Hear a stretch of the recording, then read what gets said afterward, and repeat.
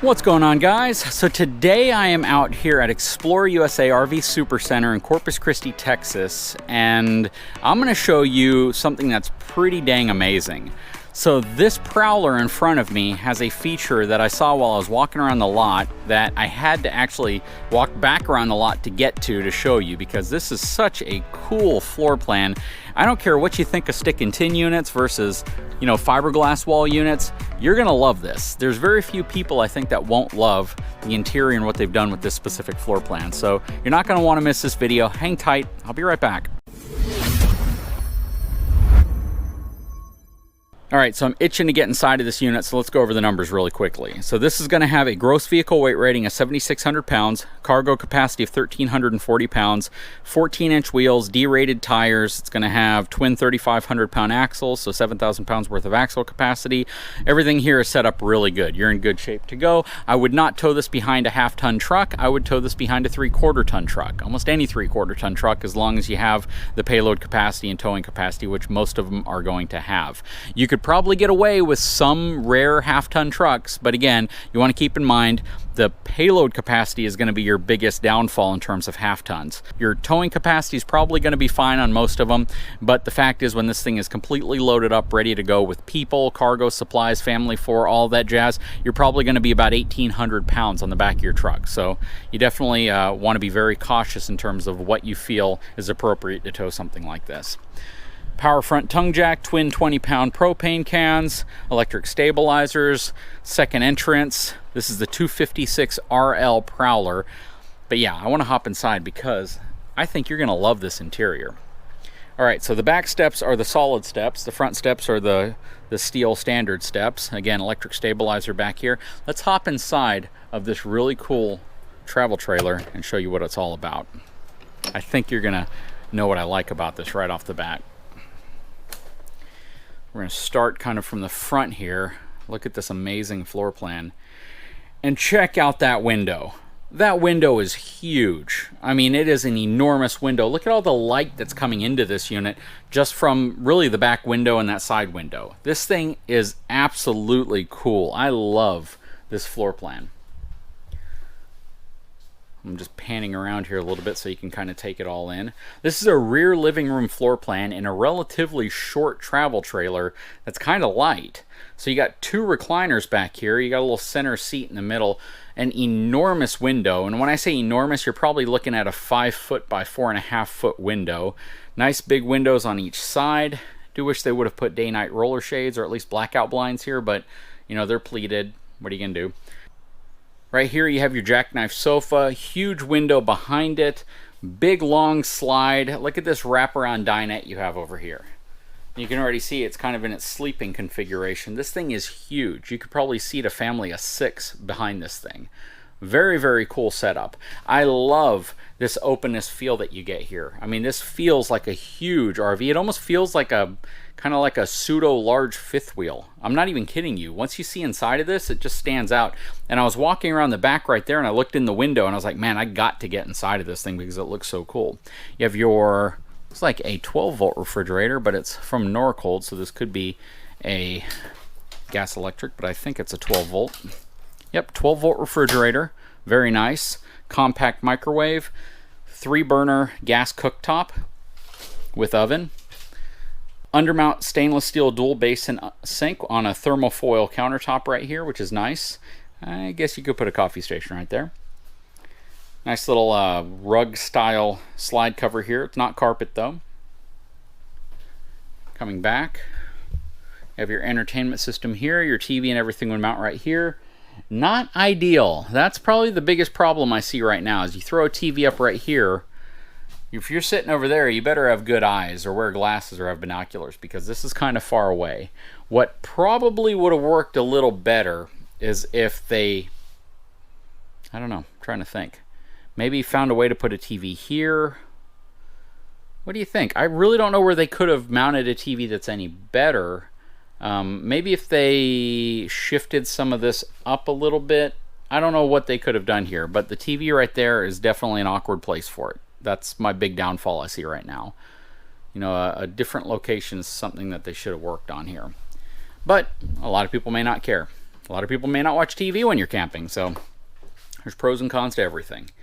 You look in here, this is going to be a plastic toilet, has a top mount plastic sink, thermofoil countertop here, has a mirror. Would have been nice to have a medicine cabinet there.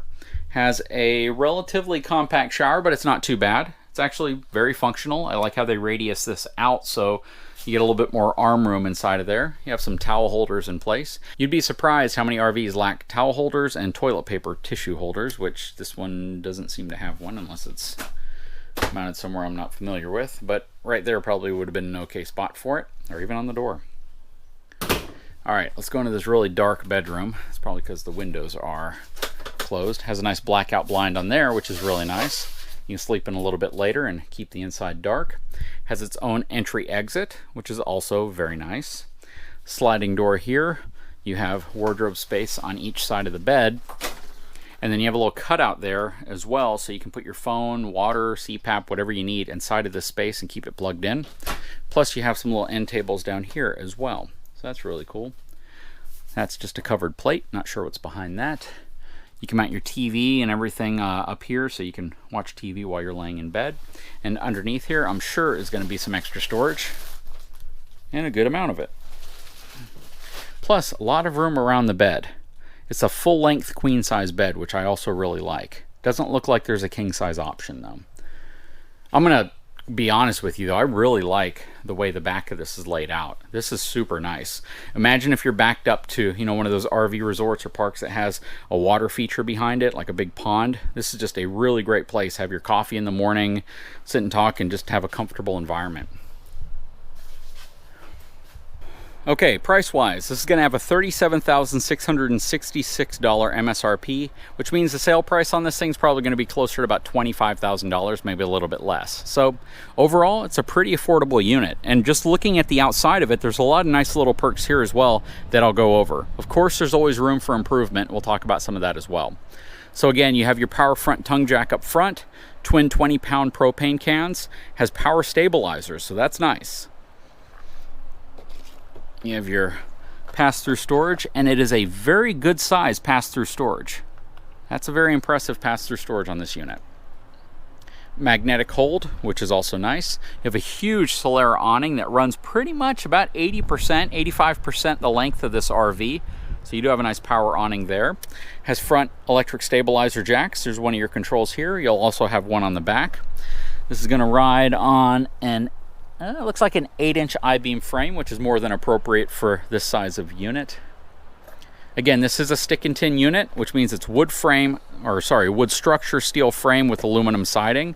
Lower cost overall and easier to repair, but some people don't like the look of it, some people do. I actually like the look at it. I think the graphics they did on this make it stand out in a way that, you know, it really makes that corrugated side look okay. Outside of your furnace, this is going to be your black tank flush, so you can flush out the black tank of all the crud that builds up in it when you're traveling. Trailer King RST tires does not have an upgraded suspension equalizer. This is an area that I would probably invest about $1,500, $2,000 in. Put some nice high quality tires on it, upgrade that suspension equalizer, put some greasable wet bolts, things like that can really make for a better towing experience, a smoother towing experience, and a more reliable, confidence-inspiring experience. Outside of your water heater, fresh water fill, cable connection, 120 outlet for a TV. There's the back power stabilizer controls, 4-inch rear bumper, which I do like. You can throw a sewer hose in there. I say I do like that because a lot of RVs no longer offer bumpers on the back. Here's your cable connection from your RV park, so you can connect it and get cable coming in. You have a 30 amp connection right here. This is going to have a rack and pinion slide mechanism as well, which is also really nice. See if I can squeeze through here without getting too dirty. On this side, you're going to have an outside shower, your city water connection, and this is going to be the other side of that pass-through storage. Your 30 amp cables in here, and the plugs that go on the end of your rear bumper are right there as well. Again, ideally, I would recommend putting this behind a 3/4 ton truck.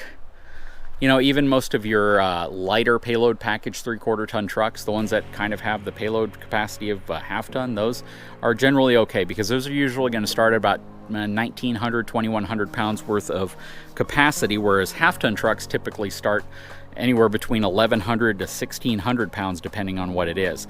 But that's just the thing you want to keep in mind. This fully loaded, again, family of 4. If it's just you by yourself, or if it's just a couple, you can deduct, you know, a couple hundred pounds off of how much weight you're going to be loading on the back of your truck. So you can generally get away with a smaller or lighter truck, or at least a lower payload capacity truck, if there's less people in it. But if it's a family of 4, which is what I typically base most of my recommendations on, I would not put this behind a half ton. But, you know, there are half tons that can tow this, so I'm not gonna say you can't tow it with a half ton. Just be very careful, know your numbers, know how much weight you're transferring to the truck. But what do you guys think of this little travel trailer? I really like the interior. The TV placement is my biggest gripe. I do think they could have done something a little better there, but again, you're kind of limited in terms of where you can put things, especially considering this slide has to be able to close in and still have room to, you know, be in whenever you're traveling. So that's something worth noting.